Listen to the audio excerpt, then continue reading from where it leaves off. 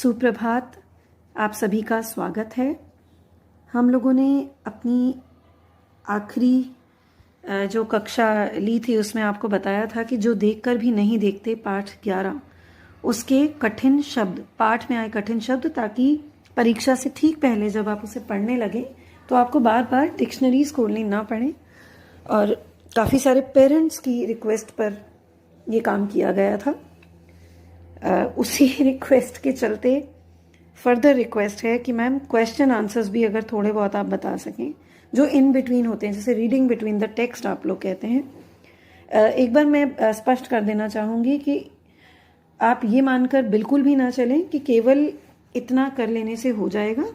नहीं, प्रश्नों के तो देखिए कितने भी आयाम हो सकते हैं, टीचर कैसे भी पूछ सकता है ना। और हर साल पेपर सेटर तो कोई भी रह सकता है।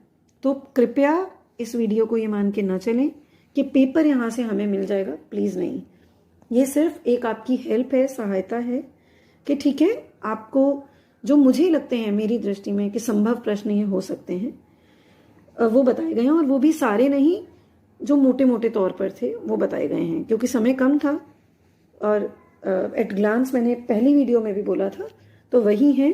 प्लीज़ इसे अन्यथा न लें। केवल एक पुनः अभ्यास के माध्यम से आप इस वीडियो को ले सकते हैं। तो कुछ प्रश्न मैं आपको पूछ रही हूँ, बता रही हूँ, जो आपकी सहायता करेंगे आपकी प्रिपरेशन में। तो ठीक है, शुरू करते हैं। अक्सर हेलेन किसकी परीक्षा लेती हैं? पाठ के आधार पर ही हैं सभी प्रश्न, ध्यान रखिएगा। तो हेलेन अक्सर अपने मित्रों की परीक्षा लेती हैं। यह परीक्षा किससे संबंधित है? यह परीक्षा उनके मित्रों के देखने के अनुभवों से संबंधित है। जब हेलेन पूछती हैं कि आपने क्या देखा, और लोग कहते हैं कि कुछ खास नहीं, तो वही परीक्षा वो लेती हैं ना, क्योंकि उन्हें मालूम है अक्सर वही आंसर मिलने वाला है, कुछ नहीं देखा। खैर, हेलेन की मित्र कहाँ घूमकर आई थी? हेलेन की मित्र जंगल घूमकर आई थी। जंगल की सैर करके आई थी या जंगल में घूमकर आई थी। हेलेन चीज़ों को कैसे पहचानती हैं? हेलेन चीज़ों को या वस्तुओं को उनके स्पर्श से या स्पर्श करके या छूकर पहचानती हैं। उदाहरण के तौर पर हेलेन भोजपत्र के पेड़ की चिकनी छाल को छूकर पहचान लेती हैं कि ये कौन से पेड़ की छाल है। इसी तरह से खुरदरी छाल के माध्यम से वे पता लगा लेती हैं कि यह चीड़ की छाल है। तो प्रश्न क्या बन सकता है कि चीड़ की खाल कैसी होती है? खुरदरी। भोजपत्र के पेड़ की छाल कैसी होती है? चिकनी।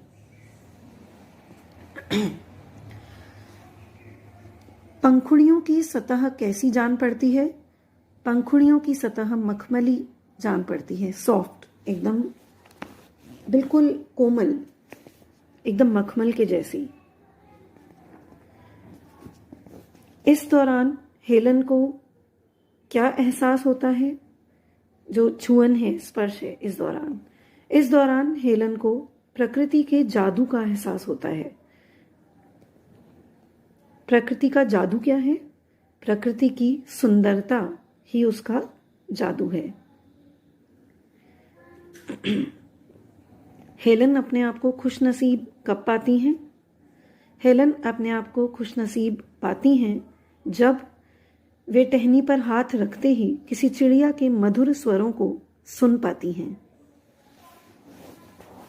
हेलेन अपनी उंगलियों के बीच किसे महसूस कर पाती हैं? हेलेन अपनी उंगलियों के बीच झरने के पानी को बहते हुए महसूस कर पाती हैं। ऐसा महसूस कर उन्हें कैसा अनुभव होता है?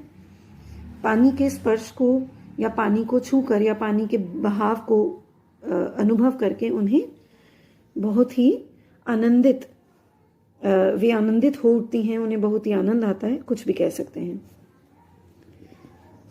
हेलेन को चीड़ की फैली पत्तियां किससे अधिक प्रिय हैं? हेलेन को चीड़ की फैली पत्तियां या घास के मैदान किसी भी महंगे कालीन से अधिक प्रिय हैं, महंगे कारपेट से। बदलते हुए मौसम का समा मेरे जीवन में कैसा रंग भरता है? हेलन का एक कोट है, तो वो पूछा जा रहा है कि बदलते हुए मौसम का समा मेरे जीवन में एक नया रंग और खुशियां भर जाता है।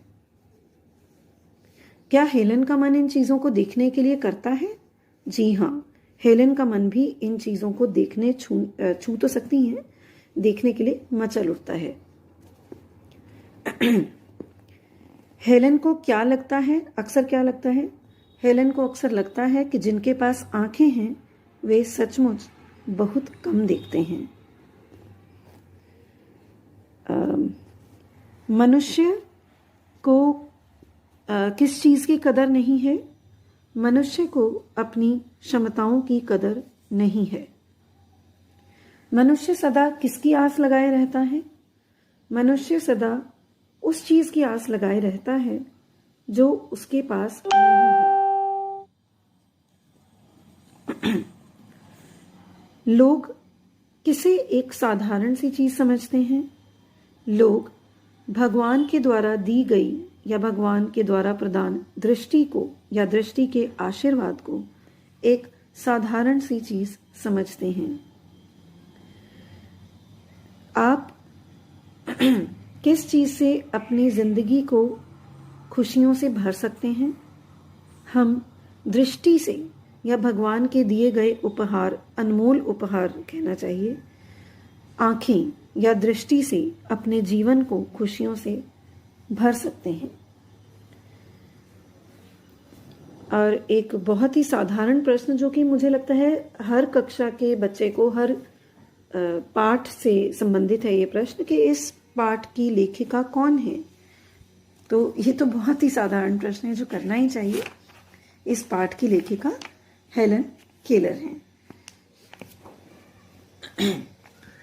इस पाठ को कहाँ से लिया गया है, मतलब कलेक्शन कहाँ से है?